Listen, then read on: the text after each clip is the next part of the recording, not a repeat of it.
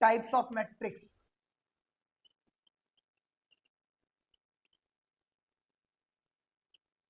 भाई देखो, types of matrix की बात करें, एक और बात बताता हूँ।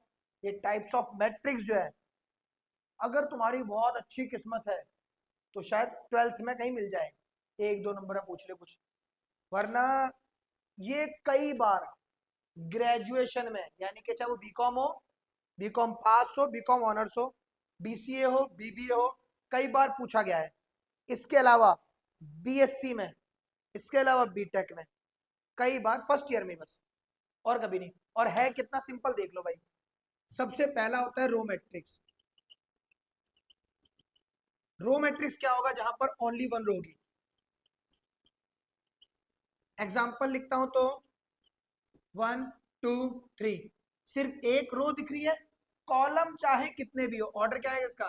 1/3। ये वन फिक्स है, बट ये फिक्स नहीं होगा तो इसे एन लिख दिया। दूसरे नंबर पे कॉलम, ओनली वन कॉलम, तो इसका मतलब ऑर्डर क्या है इसका? 3/1। ये 3 फिक्स नहीं है, इसका मतलब m/1 होगा। फिर थर्ड नंबर पे रेक्टेंगुलर मैट्रिक्स, इसका मतलब हो गया भाई m does not equal to n। अब चाहे तो वो 2/3 का हो, 3/2 का हो, 1/2 का हो, 2/1 का हो, 3/1, 3/2, कुछ पूछता है। फोर्थ नंबर पर स्क्वायर मैट्रिक्स, इसका मतलब है m इक्वल होगा n के, यानी कि 2/2, 3/3, 1/1, 4/4, कुछ भी होता है। फिर आता है भाई पांचवें नंबर पे हमारा डायगोनल मैट्रिक्स। ध्यान समझना भाई,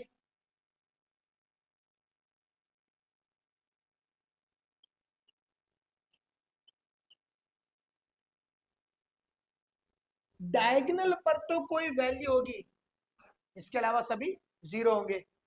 फिर आता है सिक्स नंबर पे स्केलर मैट्रिक्स।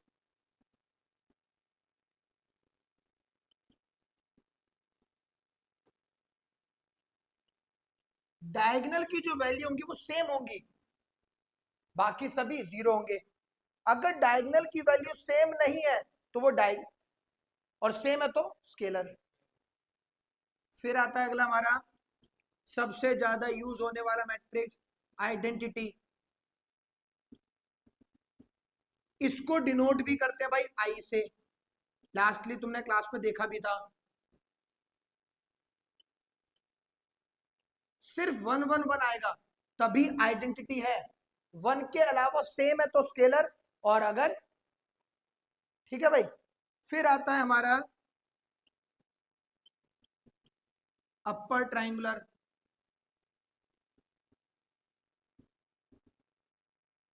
अपर ट्राइंगुलर क्या होगा भाई? अगर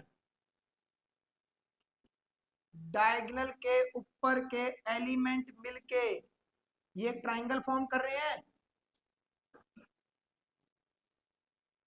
ट्राइंगल फॉर्म करेंगे तो अपर ट्राइंगुलर। फिर ऐसे ही अगला है लोअर ट्राइंगुलर। तो लोअर ट्राइंगुलर में क्या हो गया भाई?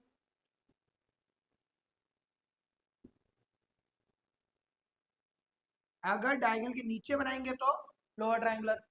लास्ट हो गया हमारा 10वां, जीरो मैट्रिक्स, नल मैट्रिक्स। ठीक है, तो ये क्या हो गया? नाम समझ आ चुका है तुम्हें?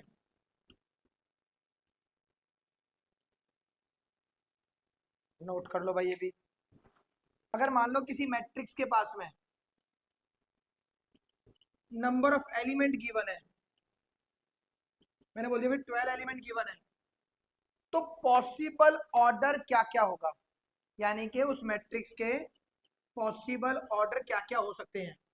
तो सिर्फ तुम्हें क्या चीज ध्यान रखनी है, इस 12 के जितने फैक्टर हो सभी लिख लो भाई। एक हो गया 1/12 तो 12/1, 2/6 तो 6/2, 3/4 तो 4/3। ये इतने मैट्रिक्स बन सकते हैं।